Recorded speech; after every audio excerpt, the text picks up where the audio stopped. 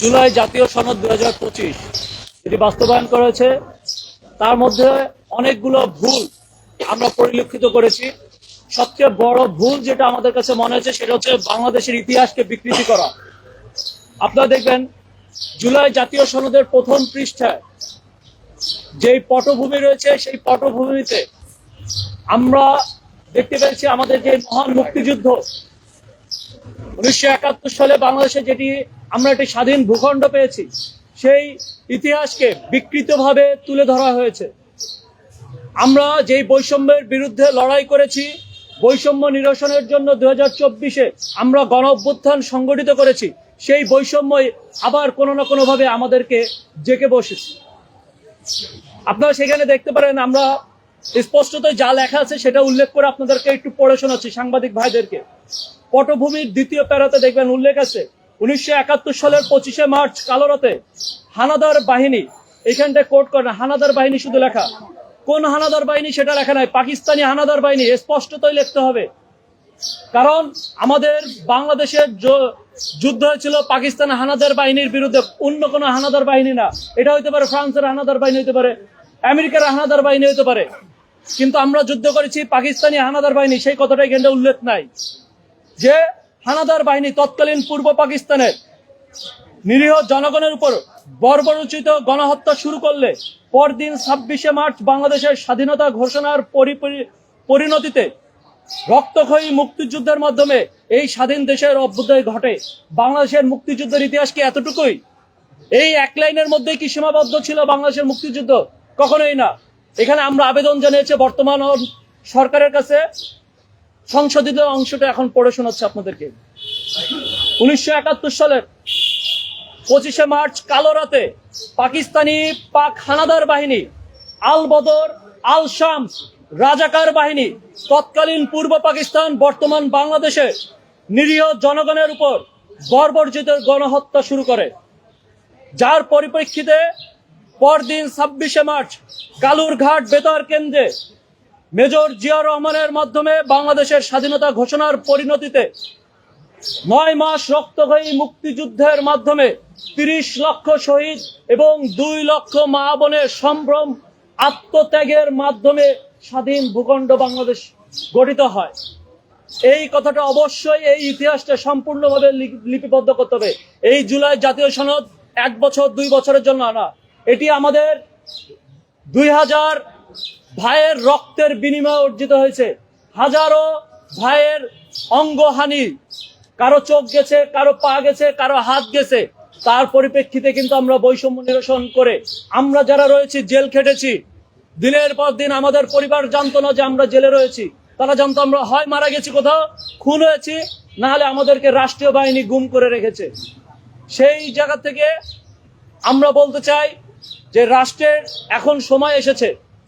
পাকিস্তানি কিছু প্রেতাত্মা যারা অন্তর্বর্তীকালীন সরকার উপর ভর করে এই ধরনের বিকৃত ইতিহাস লিপিবদ্ধ করেছে এবং সেটাকে জুলাই জাতীয় সনদে তারা অন্তর্ভুক্ত করে কিভাবে জাতিকে একটি মিথ্যা ইতিহাসের দিকে ঠেলে দিচ্ছিল, সেই জায়গা থেকে আমরা সতর্ক হয়ে বলতে চাই এই সংশোধন করে, অবশ্যই সংশোধন করে জুলাই জাতীয় সনদ বাস্তবায়ন করতে হবে।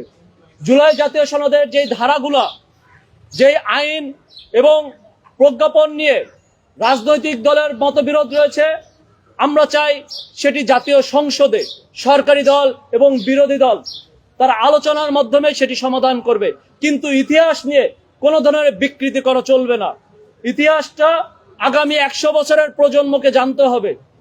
এই গণঅভ্যুত্থানের ইতিহাসও যেভাবে সঠিকভাবে লিপিবদ্ধ করতে হবে। আমাদের অন্তর্বর্তীকালীন সরকারের একজন উপদেষ্টা আসিফ মাহমুদ সজীব ভুইয়া, সে তার নিজের ইচ্ছা মতো তার চোখে যেটা দেখেছে সে সেটাই লিপিবদ্ধ করে সরকারি টাকায় সে সেটা ছাপিয়ে জনগণকে পড়ার জন্য দিয়েছে। তার নিজের অর্থায়নে করেছে, সে করে নাই, সরকারি টাকায় ক্ষমতার অপব্যবহার করে। এই ধরনের কাজকে আমরা ঘৃণিতভাবে দেখি।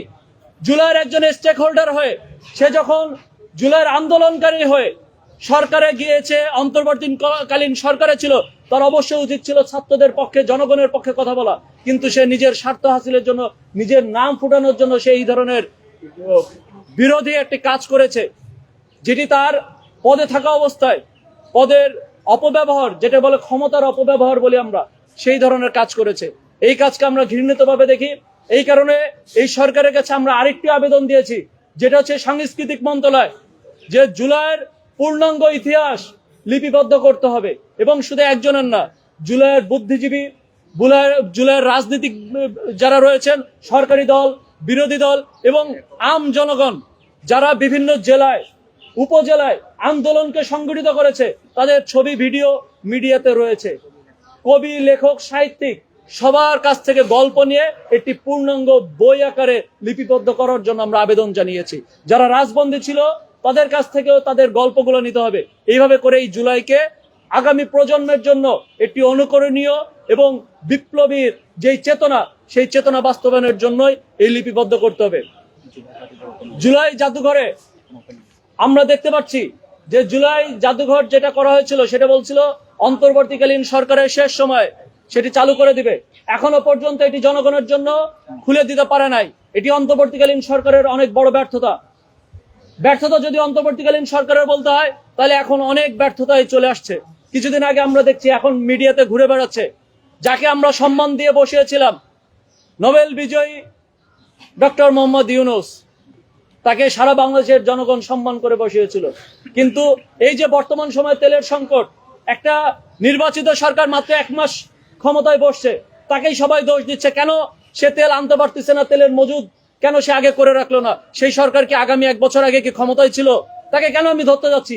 আমি তো ধরবে 1 বছর আগে যে ছিল, সে কি জানতো না যে আমেরিকা আর ইরানের মধ্যে কমপ্লিট বেঁধে রয়েছে, তারা যে কোনো সময় যুদ্ধে জড়াইতে পারে, তেলের সংকট পড়তে পারে। ডক্টর ইউনূসের সাথে বিশ্বের সবার সাথে যোগাযোগ রয়েছে, সে তো অবশ্যই জানার কথা ছিল।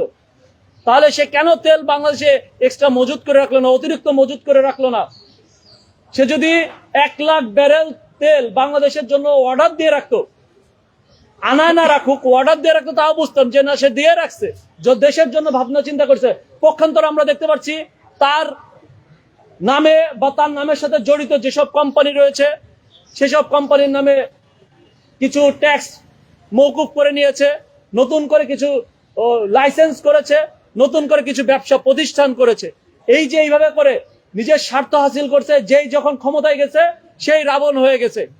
এই ধরনের কাজকে আমরা ঘৃণিতভাবে দেখছি। আমরা মনে করি বাংলাদেশের জনগণকে এখন ধৈর্যের সাথে বর্তমান পরিস্থিতিকে মোকাবেলা করতে হবে। একটা দেশে যত পরিমাণ অরাজকতা তৈরি হবে, বিশৃঙ্খলা তৈরি হবে, এই ক্রাইসিস মোমেন্ট তত আরো বেড়ে যাবে, জনগণের দুর্ভোগ লাগবে। আমরা সরকারি দল এবং বেসরকারি বিরোধী দল সবাইকেই বলবো, আপনারা আলোচনার টেবিলে বসে সমস্যা সমাধানের পথ খুঁজে বের করুন। প্রতিহিংসা এগুলো এখন আপাতত করেন না, কারণ শেখ হাসিনা ছিল আমাদের সবচেয়ে বড় শত্রু, তাকে আমরা তাড়াই দিচ্ছি, ফ্যাসিস্টকে। এখন আমরা সবাই একই সাথে ফ্যাসিবাদ বিরোধী আন্দোলন করেছি।